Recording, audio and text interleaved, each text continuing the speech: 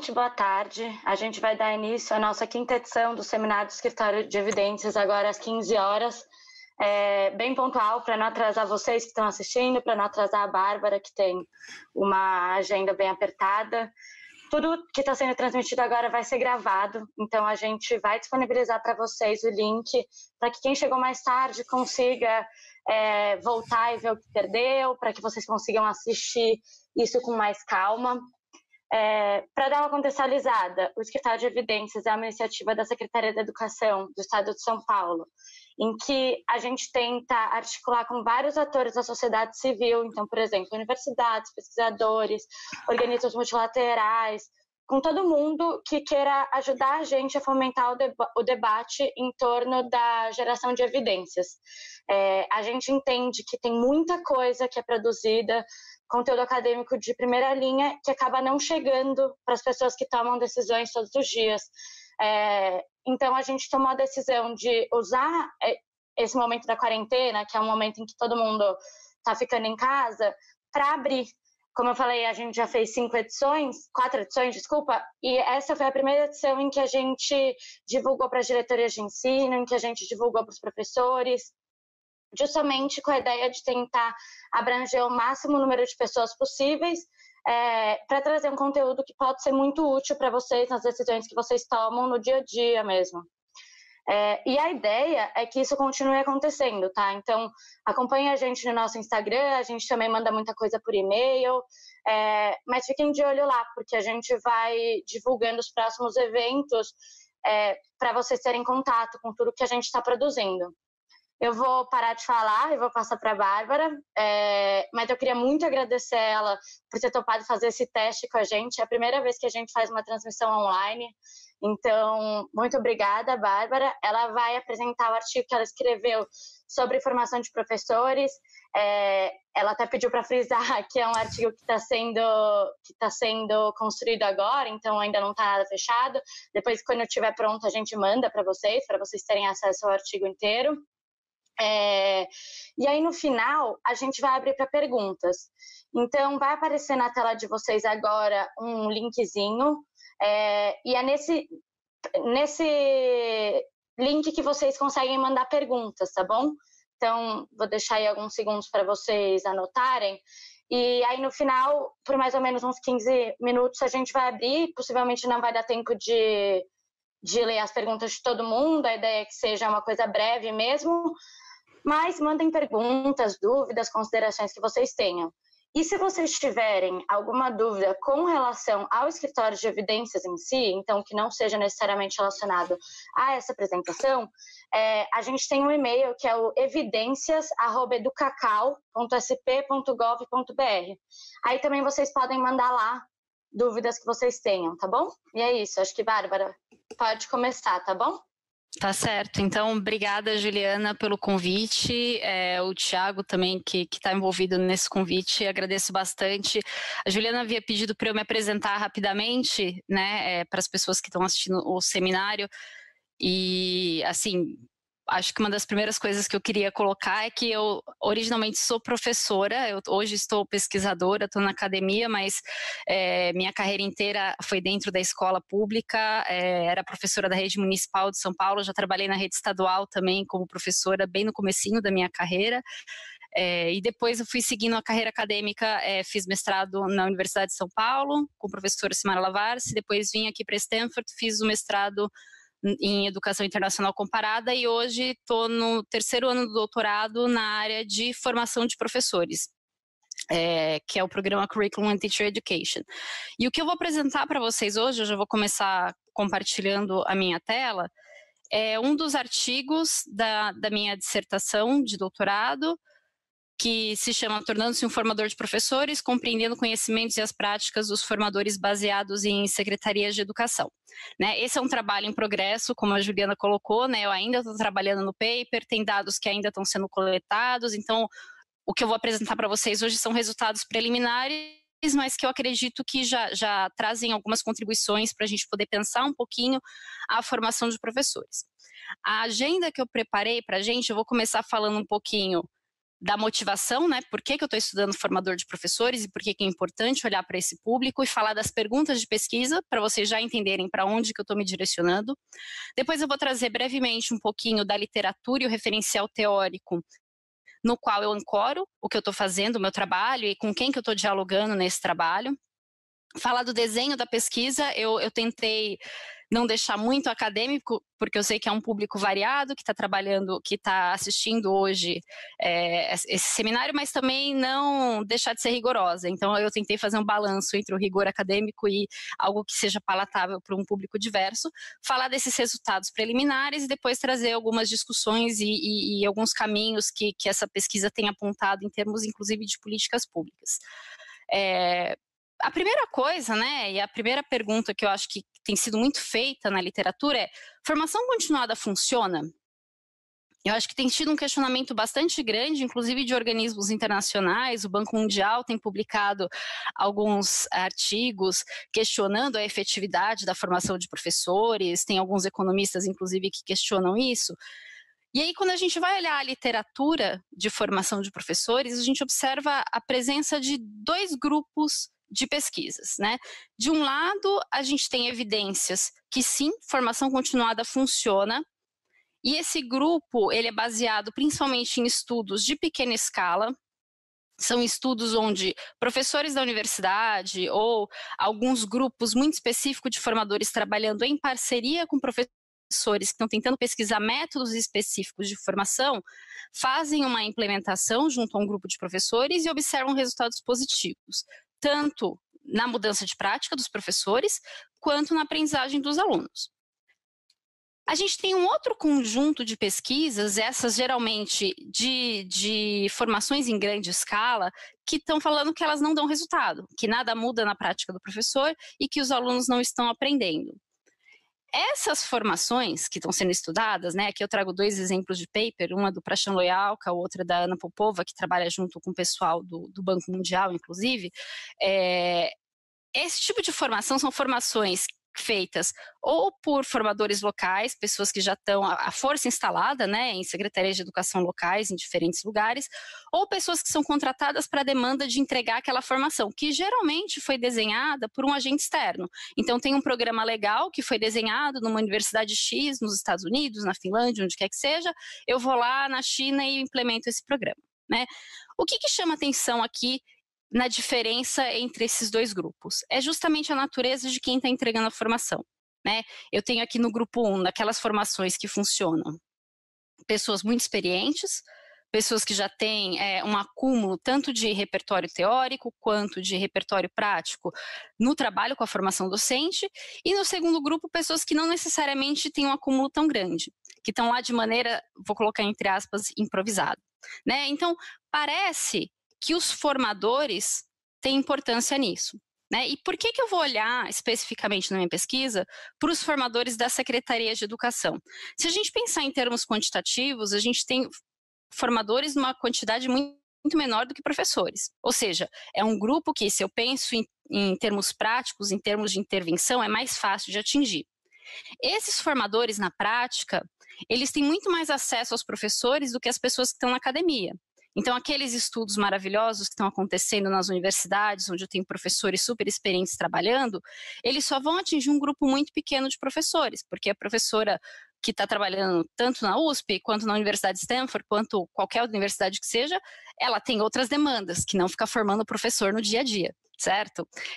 Por outro lado, eu tenho um conjunto de saberes que vem se consolidando na universidade, seja sobre práticas de formação de professores, seja sobre o que significa educar adultos em contextos profissionais, conhecimento sobre o que a gente chama de conhecimento pedagógico do conteúdo, que é um termo cunhado pelo Schumann na década de 80 e que vem sendo muito discutido recentemente, que é o conhecimento específico para ensinar aquela disciplina que o professor ensina, ou conhecimento especializado do conteúdo. A gente tem um monte de estudo, um monte de acúmulo na academia que muitas vezes está restrito naquele ambiente.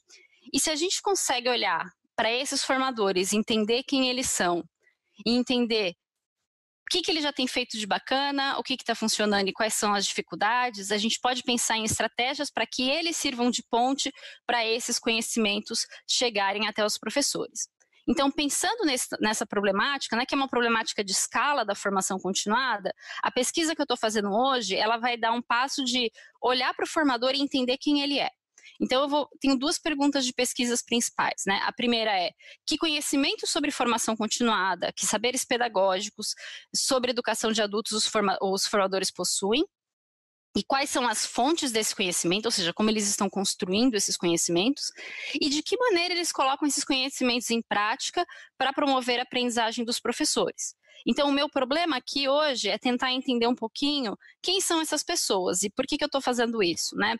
Eu acho que principalmente porque não acho que faz sentido quem está dentro da academia chegar com uma postura de, olha, eu sei que isso daqui funciona, toma aqui a receita. Eu acho que é um princípio de aprendizagem entender quem é o seu aprendente, né? Se eu quero que o formador seja meu aprendente, se eu quero dividir com ele práticas específicas, se eu quero dividir com ele maneiras de formar o professor que sejam adequadas, primeiro eu tenho que entender o que ele já faz, para que eu possa partir desse conhecimento prévio e construir junto com eles um conhecimento mais fortalecido para melhorar a formação continuada.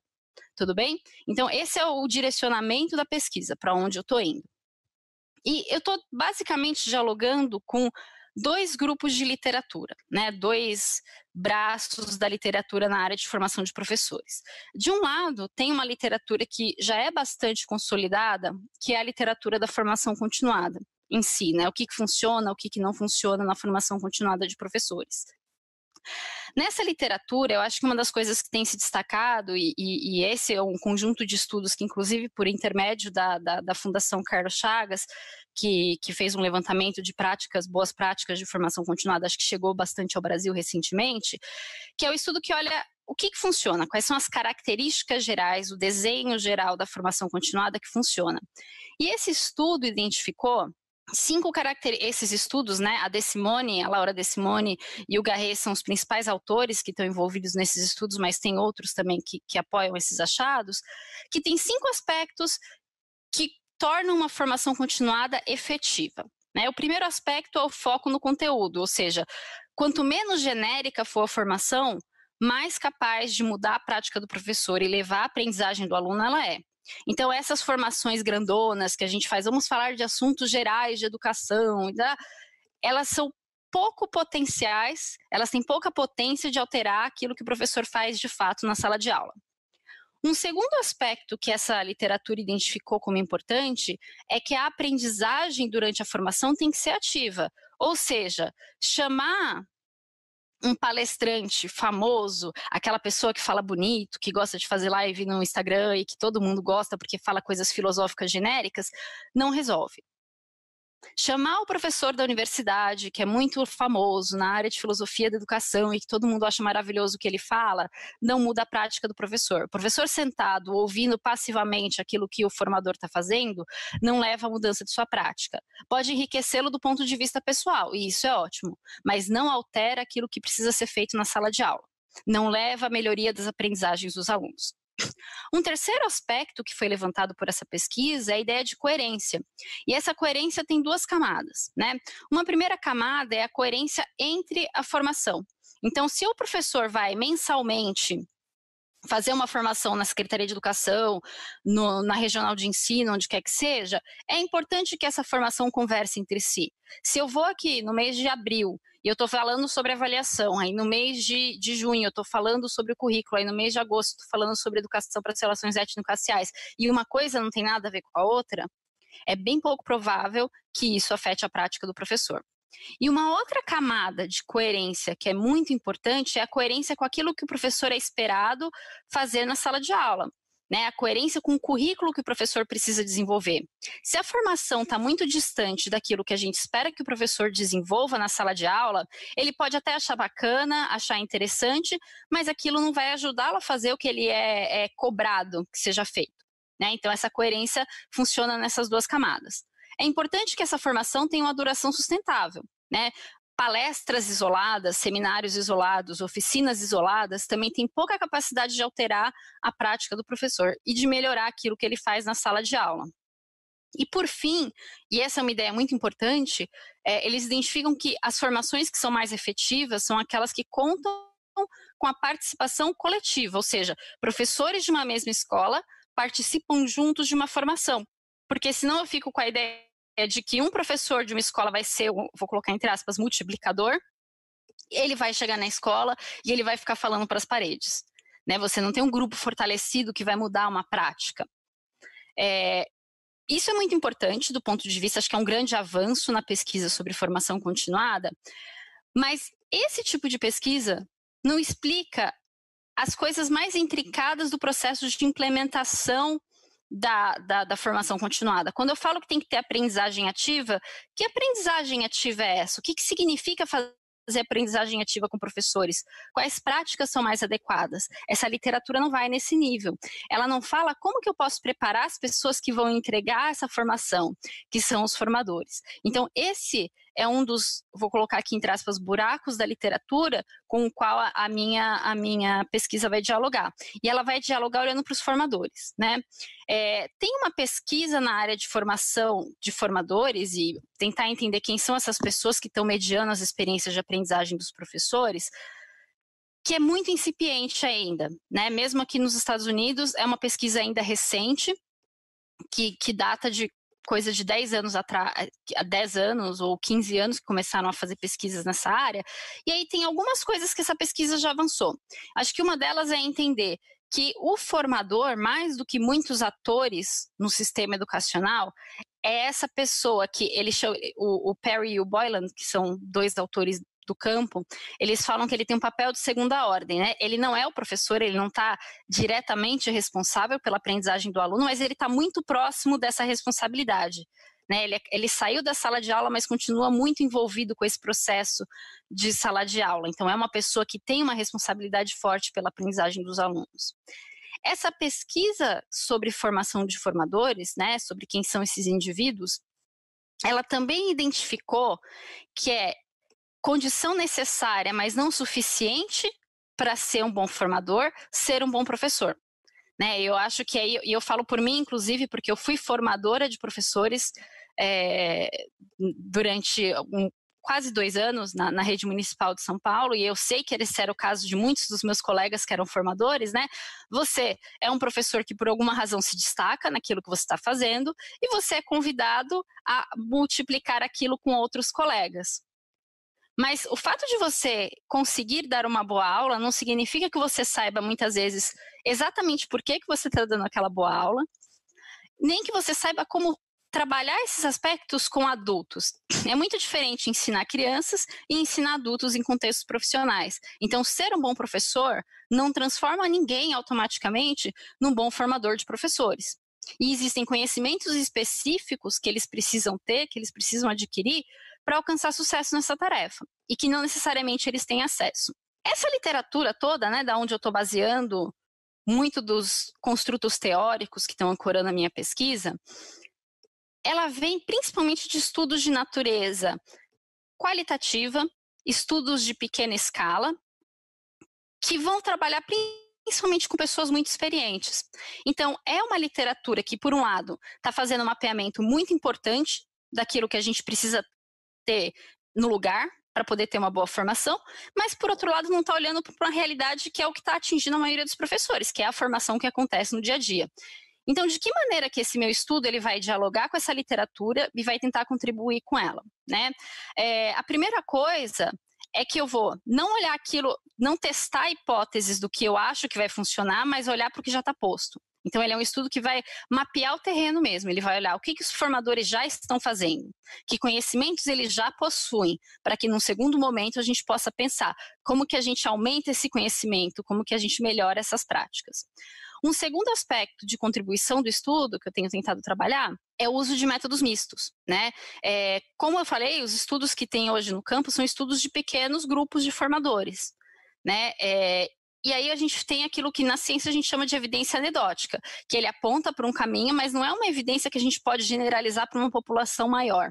O que eu estou fazendo aqui é misturar métodos qualitativos que me permitem ir em profundidade no tema que eu estou investigando e, ao mesmo tempo, trabalhar com métodos quantitativos para que eu possa ter uma visão maior da população de formadores e, portanto, tirar conclusões que se generalizam melhor para a população estudada. E um terceiro ponto que o meu estudo, eu acredito que traga de contribuição para o campo de formação de professores, é que eu estou olhando entre todas as áreas disciplinares. A imensa maioria dos estudos na área de formação de professores foca principalmente em matemática e ciências. A gente tem pouquíssimos estudos olhando para pessoas da área de história, da área de linguagem, geografia, artes e assim por diante. Eu não faço esse tipo de discricionariedade no meu estudo. Eu estou olhando para todos os formadores, que é por participação voluntária, que se disponibilizaram a participar do estudo. Tudo bem? Então, respirar é aqui com esse mundo que eu estou dialogando. E aí eu vou olhar, né, a gente pensando em bases teóricas, tem alguns construtos, algumas ideias principais que formam o quadro teórico, né? Que ideias do campo de formação de professores constroem o quadro teórico da minha análise? Primeiro é pensar quais são as fontes de conhecimento, ou seja, onde os formadores estão ancorando os seus conhecimentos e suas práticas, da onde eles vêm. Que tipos de conhecimentos eles possuem, dado aquilo que o campo determina como conhecimentos importantes para a área de formação de professores, e quais são as práticas formativas que eles adotam, dentro de um escopo de práticas formativas que a gente sabe que funcionam. Então, pensando em fontes de conhecimentos, eu vou olhar para a educação formal, para a experiência deles como professores, para a experiência deles como formadores, para a formação que eles recebem eventualmente, se recebem para serem formadores de professores, e para o conhecimento observacional, para tentar entender quais desses elementos potencialmente têm maior relação com aquilo que eles sabem sobre formação continuada. E que conhecimentos eu estou olhando? Não estou olhando aleatoriamente para qualquer conhecimento que eles tragam. Eu estou olhando para a literatura e refinando alguns construtos, alguns conhecimentos que a gente sabe que são importantes para a formação continuada. Então, esse primeiro conhecimento, que eu estou chamando de conhecimento sobre ensino, é aquilo que eles sabem sobre o ato de ensinar, ou seja, aquilo que eles aprenderam para serem professores, o conhecimento pedagógico do conteúdo deles, conhecimento sobre práticas de ensino e aprendizagem, avaliação, gestão de sala de aula e aí por diante. Eu também estou interessada em saber quanto conhecimento eles têm sobre formação continuada de um modo geral. Então, estratégias de desenho do programa de formação continuada, práticas mais gerais, aprendizagem ativa, elementos da aprendizagem de adultos em contextos profissionais. Eu quero também entender se eles conhecem quem são seus aprendentes, se eles sabem quem são os professores para os quais eles estão ensinando. Um outro aspecto importante que tem a ver com conhecimento sobre formação continuada, mas que eu separo por questões analíticas, porque ele por si só é uma proxy muito forte de uma formação efetiva, é o conhecimento sobre representações das práticas. Tem todo um campo de estudo na área de formação de professores que afirma a importância da gente, num processo formativo, trazer para dentro da formação elementos que representam a prática real. Então, se eu estou trabalhando com um professor sobre como os alunos, por exemplo, aprendem frações, eu não vou ficar palestrando sobre como os alunos aprendem frações, eu vou trazer um conjunto de atividades que alunos respondem sobre frações para que eles possam discutir que diferentes erros esses alunos estão cometendo, que raciocínio que está por trás dessa maneira específica de responder fração. O trabalho do aluno, a atividade do aluno é um artefato que representa a prática de sala de aula, aquilo que o professor de fato vai encontrar. Eu vou trazer uma filmagem de sala de aula. Eu pego uma sala de aula real e eu vou dissecar a maneira como aquele professor está trabalhando, a maneira como os alunos estão interagindo. Isso representa a prática no processo formativo. E um outro conjunto de conhecimentos que a gente espera observar nos formadores é sobre comunidades de aprendizagem. Então, como que eles constroem normas de interação entre os professores durante a formação, de que maneira eles conduzem discussões produtivas com esses professores, que oportunidades os professores têm de compartilhar práticas mal sucedidas, coisas que não deram certo, que revela uma construção de confiança e uma capacidade de trocas e de devolutivas entre os professores. E aí eu vou olhar para as práticas formativas desses formadores, né? Se eles têm práticas que são centradas no professor, assim como a gente espera que o professor tenha prática centrada no aluno, a gente espera que o formador tenha prática centrada no professor, ou seja, que essa aprendizagem ativa seja oportunizada. Que eles utilizem essas representações da prática, que eu referenciei anteriormente, que eles planejem a sua formação tendo por base os conhecimentos que eles têm sobre seus aprendentes, então o quanto eles sabem o que os professores sabem sobre o conteúdo, quais são as dúvidas principais dos professores, qual é o contexto no qual o professor atua e assim por diante. E que eles criem condições para a existência dessas comunidades de aprendizagem. Então, para além de saber sobre aquilo, eles precisam colocar aquilo em prática. Tudo bem? Esse é o referencial teórico, e esses construtos, como vocês vão ver agora na parte do desenho da pesquisa, é o que vai orientar a coleta de dados, é o que eu vou buscar naqueles instrumentos que eu utilizo para coletar dados na minha pesquisa. Então, quais hipóteses que eu tenho aqui? Primeiro, que essas fontes de conhecimento potencialmente guardam alguma relação com os tipos de conhecimento dos professores, e eu vou explorar isso mais para frente na minha metodologia, e que determinados conhecimentos afetam a prática dos formadores, certo? Ou seja, se eu sei mais sobre o uso de representações, potencialmente eu vou utilizá-las mais na minha prática. Então, eu vou testar essas hipóteses na minha pesquisa. Como que eu desenhei a pesquisa? Então, como que eu construí essa pesquisa para poder responder a essas perguntas, né? Primeiro, eu falei que eu estou interessada em pessoas reais, né? O formador real, aquele que está ali na linha de frente atuando com os professores no dia a dia. Então, para isso, eu firmei parceria com 2 secretarias de educação de grande porte no Brasil. Ambas as secretarias possuem escolas de formação. Uma delas, a formação ocorre primordialmente na escola de formação. Ela tem uma equipe de pessoas que são 100% dedicadas à escola de formação, dedicação exclusiva. E a outra secretaria de educação de grande porte, ela possui sim uma escola de formação, mas ela também tem formadores baseados em diferentes regionais de ensino, dado também o tamanho da secretaria. O questionário, o survey que eu administrei, ele era um questionário de participação voluntária, então não havia nenhum tipo de obrigatoriedade, embora as secretarias apoiassem, estimulassem as pessoas a responder, foi participação voluntária dos formadores, e eu tenho, juntando as 2 secretarias, eu tenho 319 respostas completas para o meu questionário.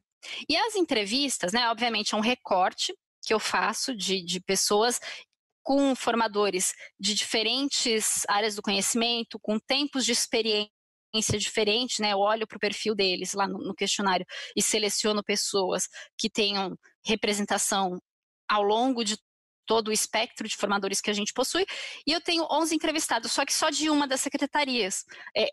Por coincidência ou não, hoje seria o dia que eu estaria viajando para o Brasil para fazer as entrevistas com o grupo da 2ª Secretaria de Educação, mas como todos vocês que estão em casa sabem, a gente está todo mundo quarentenado por conta do coronavírus, então a parte 2 da pesquisa vai ter que esperar um pouquinho para ter as entrevistas da 2ª Secretaria. Então, os resultados que eu vou apresentar para vocês da parte quantitativa representam o grupo como um todo, e da parte qualitativa é só referente ao grupo de formadores de uma das secretarias. Eu utilizo uma abordagem que é chamada de método misto convergente, né? O que significa isso? Eu desenho de saída, né, quando eu comecei a conceber a pesquisa, eu de saída elaborei os instrumentos em paralelo, então eu pensei qualitativamente um questionário de coleta de dados, né, que pudesse olhar para os construtos, aqueles mesmos que eu acabei de mostrar para vocês, sobre o conhecimento que eles têm sobre educação e formação de professores, que práticas eles utilizam, onde eles se formaram, se eles têm curso ou não têm curso para serem formadores de professores e aí por diante. E pensei num protocolo de entrevistas que pudesse complementar esse questionário, que me permitisse aprofundar aquilo que o questionário não é capaz de capturar, e além, trazer algumas aproximações da prática também, me permitir ter algum tipo de entrada na prática desse formador de fato, que eu também estou interessada. A análise, né, dentro dessa metodologia, a gente faz análises paralelas, eu olho para o dado qualitativo primeiro, depois olho para o dado quantitativo, e depois eu trago eles juntos para conversar. Né, a ideia é um pouquinho analisá-los em paralelo e depois analisá-los em conjunto para tirar as conclusões. Óbvio, né, que quando a gente, como qualquer pesquisador, a gente está trabalhando com um dado, mas eu sei o que aconteceu no outro dado, a gente começa já a estabelecer essas conexões. Mas é um esforço metodológico mesmo para fazer essas análises em paralelo e depois convergi-las. Como que se dá a coleta de dados, né? para o questionário, ele foi enviado online, eu utilizei um aplicativo que chama Qualtrics, onde eu tenho uma série de perguntas que esses formadores responderam sobre os construtos que eu coloquei anteriormente, então conhecimento reportado, práticas reportadas, fontes de conhecimento, qual formação eles obtiveram, dados demográficos e tudo mais. E para a entrevista, eu utilizei 2 estratégias. Né? Eu comecei a entrevista aprofundando os construtos, então tinha uma série de perguntas semi-estruturadas, onde eu ia perguntando para os formadores questões acerca de como eles construíram o conhecimento deles, que conhecimentos eles usam mais na hora de fazer a formação, que práticas que eles costumam utilizar, peço para eles descreverem uma formação típica da prática deles, e num segundo momento, eu faço uma simulação. Então, eu pedi para cada um dos formadores para planejar comigo uma formação com base em algumas habilidades da BNCC. E o comando dessa formação era: você foi solicitado pela Secretaria de Educação a oferecer uma formação para professores da sua área, e eu elaborei isso individualmente, né, para cada área de formação deles, tinha uma ficha específica com habilidades específicas da BNCC, onde você tem que ajudar o professor a ensinar essas habilidades para os alunos. Então, esse era o comando. Então, eles precisam trabalhar, me dizer o que eles fariam, que atividades eles utilizariam e tudo mais. E depois eu utilizo uma estratégia que chama ordenamento de fichas, ou card sorting, que é uma estratégia onde eles reagem a ideias de professores. Né? Eles tinham várias fichinhas, cada fichinha seria uma ideia que um professor colocou durante a discussão. Então o professor fala: eu acho uma bobagem ficar trabalhando a BNCC, o governo quer que a gente faça isso, mas não tem nem material na escola, ou os alunos não sabem ler, para que eu vou trabalhar essa habilidade da BNCC? Enfim, até professores que concordavam e traziam ideias, e aí eu pedia para eles reagirem àquelas ideias dos formadores, e depois ordenar essas ideias, então criar grupos a partir da semelhança ou diferença entre essas ideias, o que me traria uma entrada, sobre como eles reagem às ideias de professores, isso seria uma forma de eu me aproximar, né, de eu ter uma proxy para a prática do formador, e 2, como que eles colocam em prática um conhecimento sobre formação de professores, né? Quando eu peço para eles ordenarem, no fundo eu estou mobilizando o conhecimento deles sobre formas de pensamento de pessoas adultas num contexto profissional. Então essa é a estratégia que eu utilizo para ter uma entrada na prática dos formadores. E aí eu utilizo como métodos, né? Para a parte quantitativa, eu vou ter 2 estratégias principais. Uma é uma estatística descritiva, então eu vou olhar como que esses conhecimentos estão distribuídos na população, basicamente, as médias, né, quanto que eles reportam ter de conhecimento sobre cada um dos construtos, quanto que eles reportam utilizar de cada uma das práticas, e eu também vou tentar estabelecer algumas correlações, né? Eu não posso dizer que uma coisa leva a outra com certeza, não é causal, mas eu tento estabelecer algumas correlações um pouco mais robustas. Então eu utilizo para isso uma regressão linear, esse é o modelo que eu utilizo, e basicamente o que é esse modelo, né? O meu beta aqui é o tipo de conhecimento que eu imagino ter algum tipo de relação com o outcome, ou seja, com o que eu espero observar. Então, aqui, se eu acho que o formador precisa trabalhar com representações da prática, eu vou observar se conhecer mais sobre representações da prática leva a um aumento no uso dessas representações, certo? Esse é o tipo de relação que eu observo. E esse delta aqui é um vetor de outras covariáveis que eu analiso para tornar mais robusto, ou seja, será que é exatamente esse conhecimento ou tem outros conhecimentos que também influenciam? Então eu rodo 2 modelos, onde eu só analiso o conhecimento mais óbvio, mais capaz de influenciar naquela prática, e depois eu acrescento essas covariáveis para ver se tem alguma outra relação, se elas explicam melhor o uso dessa prática ou não. Para análise qualitativa, a minha estratégia foi transcrever todas as entrevistas, então todas elas foram transcritas e analisadas no nível das unidades de ideia, ou seja, eu ia lendo a pesquisa, a entrevista, E aí, a cada exemplo, cada passagem onde eu tinha uma unidade de ideia, onde ele, por exemplo, trazia a visão dele sobre formação de professores, um exemplo sobre conhecimento pedagógico do conteúdo, ou um exemplo sobre conhecimentos específicos sobre formação de professores, aquele trecho recebia um código, né? Eu utilizo o codeamento, que chama. E aqui são alguns dos códigos que eu utilizei. Eu utilizo tanto códigos definidos a priori, baseados nos construtos que eu estou interessada em observar, mas eu também estou aberta a códigos emergentes. Então, tem coisas que vão aparecendo que não estão previstas necessariamente na literatura. E aí eu vou criando códigos para isso e refinando conforme eu vou passando pelas entrevistas. Com o objetivo tanto de identificar padrões, então o uso desses códigos permite identificar padrões de respostas, perfis de formadores, quanto também fazer uma análise interpretativa, que é esse aprofundamento dos dados quant que eu falei anteriormente. E aí agora eu vou apresentar um pouquinho os resultados. E eu vou fazer isso organizando por perguntas de pesquisa, né? Eu apresentei lá no começo 2 perguntas principais, uma diz respeito aos conhecimentos, a outra diz respeito às práticas. Então, para essa primeira pergunta com relação aos conhecimentos, eu tenho 3 perguntas analíticas, né? Eu quebro ela em 3 partes para poder respondê-la de maneira adequada. A primeira pergunta analítica seria, de fato, entender que conhecimento sobre formação continuada, sobre educação de adultos e tudo mais, os formadores reportam ter. Quais são as fontes de conhecimento que estão informando as decisões desses formadores? Então, onde eles estão se baseando para construir esses conhecimentos? Ou o que está informando as decisões deles enquanto formadores? E qual é o entendimento que eles possuem sobre a aprendizagem dos professores? Que visão de formação continuada eles têm? Primeiro pensando aqui no conhecimento reportado, né? Isso daqui é a estatística descritiva. Quanto de conhecimento eles têm? Eles tinham uma escala de 1 a 5 no questionário, onde 1 era nenhum conhecimento e 5 era extremo conhecimento. Eles tinham que reportar quanto conhecimento você acredita ter sobre vários itens e cada item compunha um desses construtos. Quando a gente olha aqui, o que a gente observa, né? Que, no geral, eles dizem possuir mais conhecimento sobre o ensino, o que faz muito sentido, né?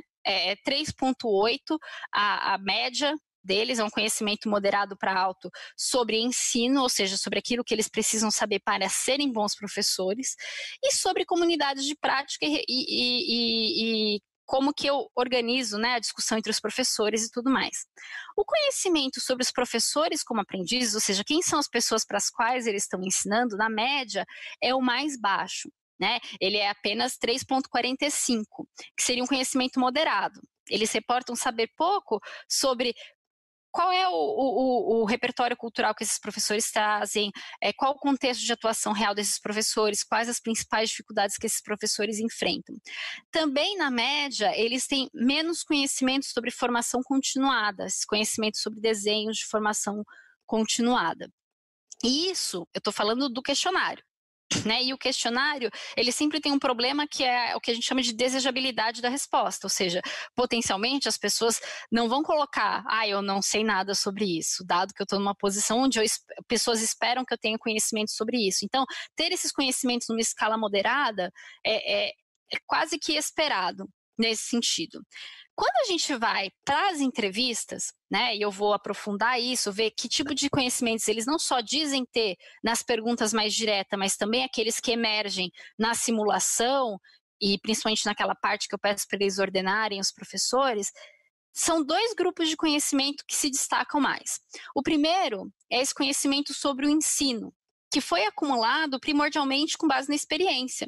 Então, o tempo todo eles reforçam, e isso é um grupo específico de formadores, né? Eles vão se dividir um pouco em formadores que têm esse conhecimento sobre o ensino mais saliente e os que têm o conhecimento acadêmico mais saliente. É um conhecimento sobre práticas de ensino, então coisas que eles foram testando e que foram dando certo, e eles foram criando o seu, entre aspas, kit de ferramentas ou kit de atividades que eles utilizam, ou formas diferenciadas de ensinar.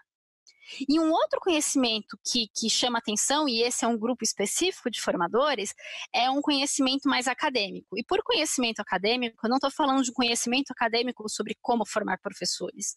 É um conhecimento acadêmico que é ou disciplinar, ou seja, da área da qual eles são formados, da geografia, da educação física, da história e por aí vai, ou sobre teorias educacionais.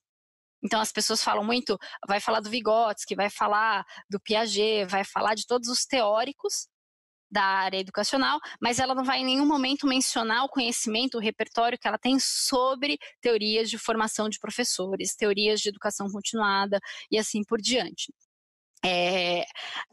Nenhuma menção foi feita, e eu não estou falando só menção direta, né? Não precisa referenciar o autor, mas menção do tipo, a pessoa demonstrar uma evidência de que aquela ação que ela está tomando dentro do seu planejamento, por exemplo, na simulação, foi ancorada numa ideia que demonstra um conhecimento sobre formação continuada, sobre por que ele está ordenando aquilo daquela maneira, por que ele está usando essa atividade e não aquela.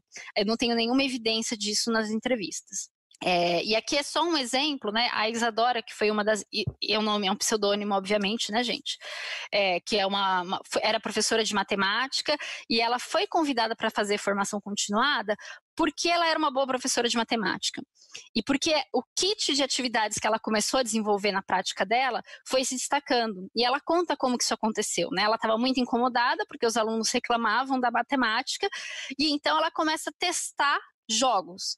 Eu via que quando eu trazia um jogo, os meninos ficavam engajados. E aí, a partir disso, ela começa a construir jogos, construir atividades lúdicas para poder ensinar. Mas não é que ela tenha, de fato, parado para entender de que maneira aquilo se articula com a aprendizagem matemática. Foi uma tentativa e erro que foi dando certo. E ela foi incorporando aquilo na prática dela e, em determinado momento, ela foi chamada à tarefa de compartilhar aquilo com outros formadores. Eu também estava querendo entender, legal, o que mais influencia a formação deles, né? Onde eles estão ancorando esse conhecimento, quais são as influências de sua prática. E aí no questionário tinha uma pergunta que basicamente se preocupava em entender quais são, eu pedia para eles selecionarem entre todas essas opções os 3 elementos que mais influenciavam a prática deles como formadores. E aí a gente observa que a experiência deles como professor foi mencionada por 61% dos formadores. A maioria deles ancora aquilo que eles fazem naquilo que eles faziam antes como professores. 42% menciona entre suas 3 opções a observação de outros formadores. Então, eles vão olhar para formadores mais experientes e tentar emular aquilo, tentar fazer tal qual aqueles formadores faziam e que eles achavam que davam certo quando eles eram professores. E só 40% dos formadores mencionam a formação para ser formador. Que ter recebido algum tipo de preparação hoje influencia naquilo que eles fazem na sala de aula. Uma outra estratégia quantitativa que eu fiz para tentar entender a influência dessas fontes de conhecimento é olhar para as características gerais deles de formação, então, tanto se eles receberam formação para ser formador ou não, os anos de experiência que eles têm como formador, os anos de experiência que eles têm como professor e o nível de escolarização formal, então se eles têm especialização, mestrado e doutorado, e eu rodei aquele modelo de regressão para cada um, então cada coluna dessa é um dos tipos de conhecimento que eu estou interessada. Então a ideia aqui é entender se ter ou não formação para ser formador aumenta o nível de conhecimento sobre ensino, o nível de conhecimento sobre formação continuada e assim por diante, tá? E aí quando a gente olha para essa tabela, o que chama atenção? A única coisa que consistentemente aumenta, né, aí eu tenho de 0,3 a quase meio desvio padrão no nível de conhecimento, é receber a formação para ser formador. Então, isso indica para a gente que, em alguma medida, essa formação traz algum tipo de impacto no conhecimento acumulado dessas pessoas. Tudo bem? Mesmo que seja o conhecimento para si. Os níveis aqui, exceto o doutorado no conhecimento sobre representações da prática, ele tem quase um desvio padrão, né? É bem alto, mas eu tenho poucas pessoas na amostra que têm doutorado. Elas representam menos de 5% da amostra, então isso obviamente está um pouco distorcido, ela não é muito representativa do conjunto da obra, dado o tamanho da minha amostra, que é relativamente pequeno. Tá? Então dá uma distorcida. Então o que a gente pode afirmar aqui, que é estatisticamente significante? Que ter algum tipo de formação tem alguma influência para ter maior acúmulo desses conhecimentos. Nas entrevistas, né, esses 3 elementos, que também aparecem como os 3 elementos iniciais, chamam bastante atenção. Né? Então, as práticas de sala de aula, isso é muito reforçado por um grupo de formadores. Eles destacam que aquilo que eles faziam na sala de aula, hoje alimentam aquilo que eles querem passar, estou colocando entre aspas, que é o que eles falam na formação, passar para os professores, com a justificativa de que, se funcionava para eles, vai funcionar para os professores. Essa é a lógica, esse é o raciocínio deles. Um outro elemento muito forte é assim, bom, dado que eu não sei muito o que fazer, eu tento fazer aquilo que um formador que eu gostava muito, cuja formação dava certo, fazia. Essa emulação de formadores mais experientes está muito presente nas entrevistas. E eles falam muito de preparação formal, mas essa preparação formal, ela tem pouca relação com aquilo que eles têm que fazer enquanto formadores de professores, né? Ou formação no nível da pós-graduação, que principalmente afeta o repertório deles sobre temas gerais de educação, ou eles falam do que é essa formação para formador que eles receberam. E aqui a gente tem um achado bem interessante, né? A formação para ser formador que eles recebem é basicamente um sistema de cascata, que é o que, por exemplo, era o caso do PNAEC, né? Quando existiu o PNAEC. As pessoas, elas vão receber um treinamento que é basicamente entender o programa, quase como se ele tivesse que passar pela experiência que o professor vai passar, e aí eles são instados a repetir aquilo, a reproduzir aquilo com os professores. Eles não têm nenhum tipo de discussão aprofundada nessas formações sobre o que significa educar adultos em contextos profissionais, que tipo de práticas são mais efetivas, como que eu modelo uma atividade com o meu professor, como que eu faço para discutir as formas diferentes como os alunos pensam. Nada disso é discutido nessa formação. É quase como se, ao viver aquilo no lugar do professor, eles fossem capazes de reproduzir aquilo para os professores na frente. E aí, outra coisa que eu estava querendo entender do conhecimento deles é o que eles entendem como sendo a função da formação continuada, para que serve a formação continuada. E aí eu vejo basicamente 2 grupos de formadores, de visões, desculpa. Uma visão é aquela que a formação continuada tem por função transformar a prática do professor, que ela serve para que o professor mude aquilo que ele está fazendo na sala de aula, e essa é uma visão muito mais presente naqueles formadores que têm o conhecimento de sala de aula mais saliente. E aí tem uma segunda visão, que é a formação continuada precisa ampliar o repertório do professor, ela tem que agir sobre o conhecimento do professor. E essa visão é muito mais saliente entre formadores que possuem um repertório acadêmico mais saliente, aquele conhecimento acadêmico mais saliente. Tudo bem? E aí a gente vai para as práticas. Legal, isso é o que eles sabem, mas o que eles estão fazendo? De que maneira eles estão colocando esses conhecimentos em práticas? E, de novo, eu tenho 4 questões analíticas aqui que eu vou tentar olhar. Que práticas eles reportam utilizar? Que práticas eles selecionam na simulação, então o que eles estão fazendo na simulação, em que medida essas práticas refletem ou se correlacionam com seus conhecimentos, e em que medida elas refletem suas concepções sobre a aprendizagem docente. A primeira coisa que eu vou tentar olhar é como que eles distribuem essas práticas ao longo do tempo, né? Como que eles usam o tempo da formação. E aqui a gente tem um achado muito interessante. 39% do tempo da formação é utilizado em tarefas que são aleatórias, né? Como informes administrativos, tempo esperando os professores chegar, qualquer coisa que não tenha relação específica com o foco da formação, com as atividades. O que é muito tempo, né? Quase metade da formação sendo utilizada de maneira, digamos, inútil.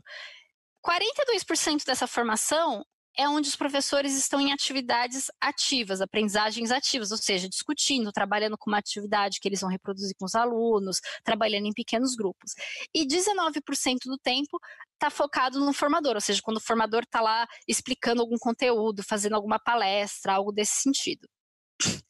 As práticas que eles reportam mais utilizar, e aí é interessante, até pensando nos conhecimentos reportados, né? Eles reportam um uso relativamente alto de práticas centradas no professor, de planejamento centrado no professor, o que é contraditório até com o conhecimento que eles alegam ter, que é o conhecimento que eles alegam ter em menor quantidade, que é o conhecimento sobre quem são seus aprendentes. E o uso de representações, que a gente sabe que é aquilo que é mais poderoso para trazer a sala de aula para dentro da formação, é um uso moderado.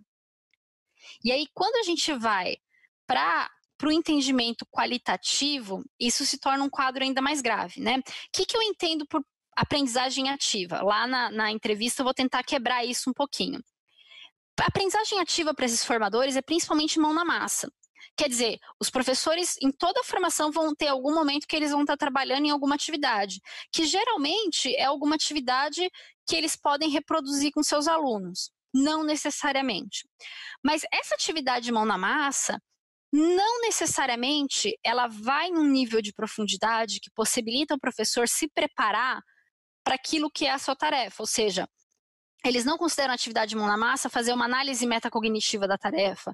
Eles não consideram mão na massa esse professor, por exemplo, pensar em diferentes formas como os alunos reagiriam. É basicamente o professor fazendo atividade como se ele fosse o aluno. E é aquela mesma lógica que eu falei da formação dos formadores, né? Se eles viverem a atividade, automaticamente eles vão estar prontos para reproduzir aquela atividade com os alunos, como se não houvesse outras camadas que precisassem ser exploradas. Eles falam muito do uso de diálogo, e isso faz muito sentido, até para mim como professora e como ex-formadora, eu acho que isso é uma coisa que acontece bastante, né? A gente abre espaço para o professor falar. Mas quando a gente vai tentar entender que tipo de diálogo é esse, é um diálogo bastante desestruturado. Ele não está ancorado na teoria, ele não está ancorado em estratégias específicas para esse professor poder focar naquilo que ele precisa, que é o aprendizado daquele conhecimento, para transformar aquilo em aprendizado para os alunos, né? Não tem protocolo de discussão, não tem metodologias específicas, é uma conversa muitas vezes solta. Com relação aos artefatos, ou seja, as representações das práticas, duas coisas chamam a atenção, né? Uma delas é a ideia de que não existe nenhum tipo de menção a atividades de aluno, eles não trazem atividades dos alunos para dentro da formação. Modelagem, que é um outro tipo de representação da prática, não acontece em nenhum momento. E vídeo, né, que no questionário eu perguntava especificamente o uso de vídeos de salas de aulas reais, que é uma representação de prática. Eles alegam utilizar com uma certa frequência. Mas quando eu vou para as entrevistas, o que aparece? Que o tipo de vídeo que eles usam não tem nada a ver com representação de prática. O tipo de vídeo que é utilizado nas formações ou é um vídeo motivacional, ou é um vídeo para ampliar o repertório do professor, ou seja, uma palestra, um documentário, alguma coisa que introduza o tema. Mas não há, em momento nenhum, discussão de atividades práticas de sala de aula. Ou seja, eles não estão olhando para uma sala de aula real e discutindo a partir daquele exemplo da prática. E mesmo a ideia de planejamento, que tem a ver com a construção de comunidades de práticas, planejar juntos, é muito superficial. É quase como que se os professores experienciassem a atividade, eles estão prontos para implementá-la. No máximo, eles discutem, como que vocês fariam na sua sala de aula? Não quer dizer que tem um tempo alocado para, de fato, o professor pensar o seu aluno real e planejar a implementação da atividade. Aqui é só um exemplo de uma professora que fala um pouquinho disso, né? Ela vai dar uma aula de direito à cidade e usa um vídeo da Copa do Mundo sobre tirar as pessoas das suas casas por conta da Copa do Mundo. E veja, eu não estou falando que isso não tem o seu lugar na formação, mas isso não é uma representação da prática, isso não fortalece o professor para pensar a implementação do currículo, o que leva a gente lá para a ideia de coerência que eu falei no começo. No ambiente simulado, isso fica mais saliente ainda, né? Quando eu peço para eles planejarem a sua formação, o que eles trazem para a gente? A oficina era como que eu ajudo o professor a ensinar essa prática para os seus alunos, ou seja, tinha que ter um momento do professor pensar quem são os seus alunos. Só que a oficina proposta por eles é basicamente eles ensinando a habilidade da BNCC para os professores. É como se os professores fossem os alunos em si, e não como se eles tivessem que ensinar. Eles não vão no nível de aprofundamento daquilo que é a tarefa do professor. Sempre tem atividade mão na massa, eles sempre vão propor alguma coisa que os professores vão se mover, mas não há nenhum tipo de exploração sobre como os alunos reais se engajariam naquela atividade, nenhum tipo de exploração sobre diferentes maneiras dos alunos pensarem aquele conteúdo, aquelas habilidades específicas da BNCC. o nível de generalismo é gigantesco. Né? Dado que eu tinha proposto um recorte já num conteúdo específico da BNCC, numa habilidade específica da BNCC, eu esperaria, né, algum tipo de evidência de que eles iriam focar no conhecimento pedagógico do conteúdo ou no conhecimento especializado do conteúdo. E não é o que acontece. Né? Eles basicamente vão falar de coisas genéricas, eles vão pegar aquele tema e transformar numa formação interdisciplinar, mesmo sendo uma formação direcionada para os professores da área. Né?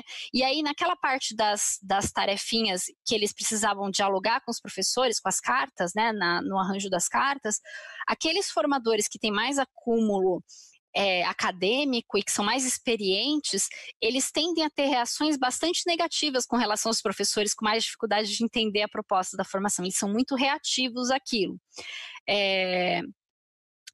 Enfim, e aí eu vou tentar olhar, aqui eu estou chegando no final dos resultados já, eu vou olhar para a relação entre os conhecimentos e as práticas, eu vou tentar estabelecer algum tipo de correlação aqui.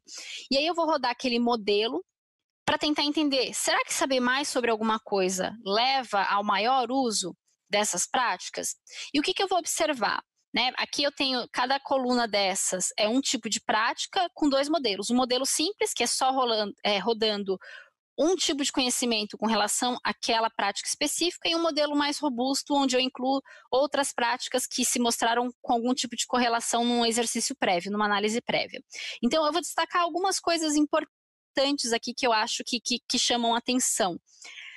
O conhecimento sobre representação da prática e o conhecimento sobre os professores com aprendizes são os dois tipos de conhecimento mais refinados, mais especializados, e aqueles que parecem estar mais relacionados e que têm mais poder de afetar o uso de práticas que são importantíssimas para uma formação de qualidade, que é o uso de representação de práticas, o planejamento centrado no aprendente e a criação de comunidades de prática. Né? Esses são, inclusive na prática centrada no professor, o conhecimento sobre as representações é o que mais influencia. Né? E por que isso é importante? Porque isso pode apontar caminhos para a gente pensar estratégias formativas para esse grupo de pessoas. Com relação à relação entre a visão sobre as aprendizagens docentes e as suas práticas, é interessante notar que aqueles formadores que acreditam que o papel da formação é da prática do professor, são os que mais utilizam práticas mão na massa, são os que reforçam e separam um tempo maior para o uso de atividades mão na massa. Aqueles que têm uma visão muito mais focada em mudar o repertório do professor, o conteúdo do professor, eles vão muitas vezes focar em palestra, em ampliação de repertório, assistir documentário, pedir para o professor fazer pesquisa, são coisas muito mais distanciadas da sua prática, né? E uma outra coisa que chama muita atenção aqui é que não há nenhum tipo de menção ao aluno. Na formação, embora todos eles falem em algum momento que se preocupam, que a formação tem que chegar lá na sala de aula, que o aluno tem que ser afetado, nenhum deles propõe momentos onde eu vou pensar quem é esse aluno real com o qual eu vou estar implementando isso. E isso é um aspecto muito importante para a gente pensar, né? É um sinal de alerta que acende. Dito isso, né, quais são as aprendizagens que emergem dessa pesquisa até o momento? Eu acho que a primeira delas, né, se eu não preparo esse meu formador, ele vai reproduzir aquilo que para ele soa efetivo, aquilo que ele está mais seguro, né? Eu acredito e tendo estado próxima desses formadores durante esse processo, são pessoas que estão fazendo, assim, entregando o melhor de si nesse momento, estão fazendo aquilo de coração e com muita boa vontade, mas falta repertório, e na falta do repertório eu me ancoro naquilo no qual eu sou mais seguro. Né? As oficinas desses formadores, elas quase não oferecem oportunidades para os professores explorarem conhecimento pedagógico do conteúdo, que a gente sabe lá da literatura é uma coisa fundamental. Né? Eles vão geralmente restringir a formação a atividades mão na massa, mas não vão explorar aquilo em profundidade, não vão levar aquilo para um nível metacognitivo, o que é um problema. Né? A ausência dessas representações de prática talvez seja ainda maior do que aquilo que eu estou observando nos dados quantitativos, que já foi um sinal de alerta para mim, porque deveria ser bem alto aquele uso de representações de prática. Por quê? Porque elas são muito importantes são instrumentos poderosos para, de fato, transformar essa formação em algo efetivo, de mudança da prática do docente. Um outro aspecto importante, que é uma aprendizagem dessa pesquisa, é que esses formadores, eles falam muito de comunidade de prática. Eles, no questionário principalmente, desculpa, eles falam que usam muito comunidade de prática, estratégia de comunidade de prática, mas claramente é um entendimento superficial do que é uma comunidade de prática, que é basicamente todo mundo conversando e a gente se resolve. E não pensar em conversas estruturadas e direcionadas para melhorar e ampliar o repertório dos professores. E a prática, o fazer deles é basicamente o que está ancorando o que eles estão fazendo. Seja o fazer deles como professores, seja o fazer deles como formadores, é a tentativa e o erro hoje, que é o racional que está por trás desses formadores. Então, em conclusão, né, eu acho que assim, a gente vê que a ausência de uma preparação, na ausência dessa preparação formal, a tendência é que eles continuem reproduzindo um trabalho que não necessariamente vai levar à transformação das práticas dos professores. Ele vai levar por acidente, né? Na aleatoriedade. Então, alguns professores vão se identificar daquilo, vão tentar fazer e vai dar certo. Mas não é sistemático, não é estruturado, porque não está ancorado naquilo que a gente sabe que funciona para a formação de professores. Por outro lado, a gente vê alguns indícios de que saber mais sobre determinadas práticas ou sobre determinados elementos da formação continuada leva esses formadores a utilizar um pouco mais aquilo, ainda que de maneira assistemática, como a gente viu aqui. Também já existe essa consciência instalada de que a aprendizagem ativa importa. Então, para onde isso nos leva, né? Que apoiar a ampliação do repertório desses formadores, partindo de onde eles já sabem, partindo desses elementos que a gente sabe que estão postos, pode ter um grande potencial para, em escala, melhorar a qualidade da formação continuada. Acho que é isso, falei muito, obrigada e fique em casa. Bárbara, muito obrigada. Imagina. A gente recebeu várias perguntas, não vai dar tempo de fazer todas, algumas pessoas parabenizando pelo trabalho, depois eu vou te passar tudo. Legal. Algumas pessoas te deram recomendações, enfim, isso tudo eu te passo depois, tá bom? Por favor. E aí eu selecionei algumas aqui para a gente começar. A primeira foi o Félix, da diretoria Leste 2, que perguntou se você acredita que existe alguma diferença entre formação lato sensu ou stricto sensu, e se isso deveria ou não ser uma preocupação dos gestores da secretaria. Em termos de... Eu estou entendendo que ele está falando isso com relação aos formadores da formação continuada, né? O que eu entendo, assim, e um pouco dessa minha experiência com os formadores, o que eu observei, inclusive dos entrevistados, a formação stricto sensu, ela vai formar um pesquisador, né? E eu acho que, assim, por mais repertório que esse pesquisador tenha, a formação stricto sensu, ela não necessariamente está preparando essa pessoa para ser um bom formador de professores.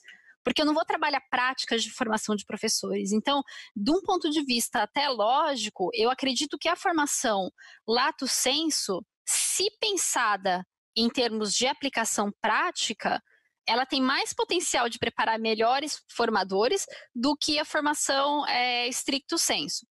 Principalmente porque os cursos, os programas de formação stricto sensu, eles não têm aula sobre práticas de ensino. A gente vai falar de teorias, a gente vai falar de pesquisa, né? Então, eu acho que são papéis um pouco diferentes. É diferente isso e pensar que pessoas que passaram por formação stricto sensu podem ser excelentes formadores. Mas não é que o programa em si leva aquilo, é porque as pessoas potencialmente juntam esse conhecimento com outros tipos de experiência que elas trazem e conseguem ser melhores formadores. Legal. A próxima pergunta é do Renato. Hoje em dia, só para contextualizar, a gente tem uma parte que ela é obrigatória dentro da jornada dos professores, que é o ATPC. Uhum. E ele é separado por área de conhecimento. Então, ele está te questionando o que você acha disso. Ele falou que, até você colocou que o trabalho coletivo é melhor, então ele questionou sobre o ATPC ser ou não dividido por área de conhecimento. Qual seria a sua opinião? Renato, eu acho uma pergunta ótima, inclusive essa é uma agenda de pesquisa futura minha, que é olhar um pouquinho para essa formação dentro do espaço da escola. Eu acho que tem muito amparo na pesquisa educacional que dentro da escola, os professores por área de conhecimento possam sentar e conversar e planejar suas aulas. Eu acho que é muito importante que isso aconteça, mas é importante que isso seja mesclado com o coletivo, né? Porque a participação coletiva, ela tem a ver com isso, né? Pessoas da mesma área do conhecimento participando juntas de uma formação. Então, tem muito amparo teórico para que isso aconteça, mas é muito fundamental que também haja momentos em que os professores da escola como um todo sentem e pensem como que as áreas do conhecimento conversam entre si, porque o aluno é um só. Né, ele vai transitar pela matemática, pela história, pela geografia, pela física, pela biologia e assim por diante. Então, eu acho que o ideal seria a gente pensar qual é o balanço ótimo. Não conheço nenhum estudo, pode ser que exista, mas eu de fato não conheço nenhum estudo que demonstre se tem a fórmula mágica, e eu acredito que não tenha, mas eu acho que é uma área importante, inclusive, para a gente investigar, né? O que seria o balanço ideal entre focar na área do conhecimento e possibilitar trocas interdisciplinares. Aí uma próxima pergunta da Maria, ela colocou assim, que pensando na implementação concreta de políticas de formação de professores em parceria com as universidades, uma das questões corriqueiras que aparece entre os técnicos da secretaria que atuaram nisso no passado, fala que as universidades não conhecem a realidade do seu público. Então, isso acaba influenciando um pouco no conteúdo que é passado. Só que, ao mesmo tempo, tem vários estudos que mostram que a reflexão de ponta sobre como ensinar em cada campo está dentro da universidade. Uhum. Então, ela questiona como que pode ser essa interação entre as secretarias e as universidades para que o conteúdo que é passado seja o mais adequado possível, dado o que esses futuros professores vão encontrar no futuro. Eu acho que é Maria, né, que fez a pergunta? Isso. A Maria, eu acho que é uma pergunta excelente, Maria, e eu acho que isso tem a ver um pouco com a Torre de Marfim, né, que a gente sempre, tendo vindo da sala de aula, eu sempre trouxe esse incômodo junto comigo, né, e eu acho que parte de eu estar começando essa pesquisa por tentar entender o que já está sendo colocado é justamente fugir dessa arrogância da universidade que eu sei o que funciona, tá aqui a receita de bolo. Que eu acho que é o caminho que não dá certo, né? Eu acho que o caminho que dá certo é a gente entender o que já está sendo feito. As pessoas estão trabalhando, estão na linha de frente e tem coisas bacanas acontecendo, né? Não é que tá terra de ninguém, terra arrasada, nada está sendo feito. Eu acho que é entender o que de positivo está sendo feito, quais são as áreas de melhoria e como que eu que estou na universidade, que tenho um tempo dedicado a isso, né? Porque esse é o privilégio da pessoa que está dentro da universidade, é ter o tempo dedicado para a pesquisa, posso somar forças com esse grupo de pessoas que estão na linha de frente da secretaria, para que elas também me ajudem a pensar o desenho da formação, juntar com aquilo que eu estou acumulando de conhecimento na universidade e produzir algo que faça sentido naquele contexto. E aí, nesse sentido, eu acho que essa pesquisa na área de formação continuada hoje em dia, ela está usando muito uma estratégia que eles chamam de Research Practice Partnership, que são parcerias de pesquisa ativa, vamos dizer assim, né? Que é a universidade fazer a pesquisa não na Secretaria de Educação, mas com a Secretaria de Educação. Eles são um time que vão entender que problema real está acontecendo aqui, como que a gente pode somar, como que a gente pode se unir e aí atuar em cima daquilo e pesquisar a efetividade daquilo. Né? Não é simplesmente eu vou lá, faço uma formação e vou embora. Eu também tenho uma preocupação científica, mas essa minha preocupação científica está casada com as necessidades do grupo com o qual eu estou trabalhando. E aí agora a última pergunta, depois, Bárbara, eu vou te passar tudo para você ter acesso ao que as pessoas falaram. Chegou muita coisa, a gente infelizmente não vai ter tempo de ver. Mas a outra Maria questionou com relação à desigualdade entre os estados em termos de formação. Então, os estados mais ricos geralmente têm universidades melhores e isso acaba impactando a formação inicial dos professores nesses lugares. E aí ela perguntou se sua pesquisa lidou com isso de alguma forma, ou o que você pensa sobre isso como pesquisadora, se você pensa em eventualmente abordar esse assunto, enfim.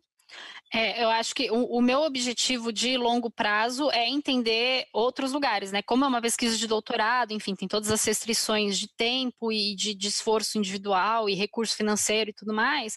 Hoje eu estou trabalhando com 2 estados, mas a ideia é de fato rodar essa pesquisa no maior número de localidades possíveis. Eu acho que de fato tem um impacto, e eu diria que é menos a questão da universidade em si, porque eu acho que hoje, inclusive, tem diversas parcerias estabelecidas entre muitos estados com organizações não governamentais, com organismos internacionais que fazem aportes financeiros, inclusive para favorecer a formação, que apoiam exatamente os estados mais pobres. E por uma questão de outras parcerias que eu já fiz e trabalho que eu fiz com estados, inclusive alguns estados do Nordeste que são estados considerados pobres, eu vejo um trabalho formativo muito melhor estruturado e muito rico acontecendo nesses lugares, né? E eu acho que as universidades desses lugares também estão fazendo pesquisas muitas vezes muito mais aplicadas à prática de sala de aula do que as universidades dos estados ricos. Né? Muitas vezes as universidades dos estados ricos estão fazendo pesquisas que estão muito lá na Torre de Marfim. Então, eu não acho que isso necessariamente seja um impedimento para a qualidade. Eu acho que o maior impedimento para a qualidade da formação nos estados mais pobres é a alocação de recurso para você, ter o formador em dedicação exclusiva, porque eu acho que esse é um aspecto muito importante que eu não entro, porque, né, a pesquisa a gente sempre faz um recorte analítico, é da natureza da pesquisa, mas eu acho que enquanto cidadã, enquanto pessoa que é pesquisadora da educação, acho que é uma pauta importante. O formador precisa de tempo para se preparar. Né? Para ele fazer uma boa formação continuada, ele precisa estar em dedicação exclusiva, ele precisa saber o número de professores que ele atende. E, ao mesmo tempo, é preciso que o professor tenha tempo para participar dessa formação. Né? O professor tem que ter o terço da sua jornada, que a gente sabe que não é respeitado na imensa maioria dos lugares, o terço da jornada precisa ser assegurado. O professor tem que ter tempo remunerado para participar da formação também. Acho que são duas demandas importantes que têm a ver com a alocação de recursos que a gente precisa batalhar também. E eu acho que tem algumas instituições que estão tentando olhar para isso e entender o que a gente chama de condições institucionais. Então, eu acho que tem talvez menos a ver com a qualidade da universidade em si e mais a ver com as condições institucionais, porque na medida que a gente consegue refinar, né, eu acho que parte dos próximos passos do meu estudo é um pouco isso, refinar quase que a ideia é produzir um currículo de formação de formadores. É muito mais fácil chegar nos formadores do que chegar nos professores e multiplicar isso. Eu acho que a maior dificuldade mesmo é que esses formadores tenham tempo para participar de formação e que os professores possam participar dessa formação também tendo tempo. Gente, eu espero que vocês tenham gostado. Eu vou agradecer a Bárbara de novo por ter topado. A gente teve momentos em que tinham mais de 1.500 pessoas assistindo. Então, caraca! O alcance foi bem maior do que a gente esperava. Legal, e que bom. Que legal, que bom. E isso vai ficar gravado para vocês. Para quem quiser rever, quem não conseguiu assistir ao vivo, enfim, a gente vai disponibilizar o link da gravação. Eu vou aproveitar para fazer o merchan da nossa página do Escritório de Evidências, que é evidências.seduc. Então, a gente está disponibilizando lá, a gente está divulgando todas as ações, tudo lá. E aí, enfim, qualquer dúvida que vocês tiverem, sugestões, pessoas que vocês gostariam de ouvir, temas, tudo pode me trazer. E acho que é isso, gente. Fico muito feliz que teve bastante alcance. E que bom. Podem falar comigo para qualquer coisa que vocês tiverem, tá bom? Legal. Obrigada, Paula, pelo convite também, adorei. Espero que... Eu quero muito ouvir agora as outras perguntas. Se você puder mandar as outras perguntas, que são sempre contribuições para o trabalho, para eu pensar, inclusive, em próximos passos. Agradeço quem ficou aí assistindo também. A gente está todo mundo recolhidinho dentro de casa, mas acho que a gente pode se fortalecer por meio dessas trocas também, e para mim foi muito gostoso poder trocar um pouquinho e apresentar o meu trabalho nesse momento. Então, obrigada. Se alguém quiser também entrar em contato, o meu e-mail é bborne, que é o meu sobrenome, @stanford.edu. Então, se quiser mandar pergunta, alguma coisa, pode ficar à vontade também. Então, nas perguntas que a gente recebeu, tem um e-mail de quem mandou. Então, eventualmente, também, se você quiser falar com as pessoas, etc., perfeito, vai estar disponível para você. Tá bom. Então tá bom, gente. Obrigada, viu, gente? Tchau, tchau.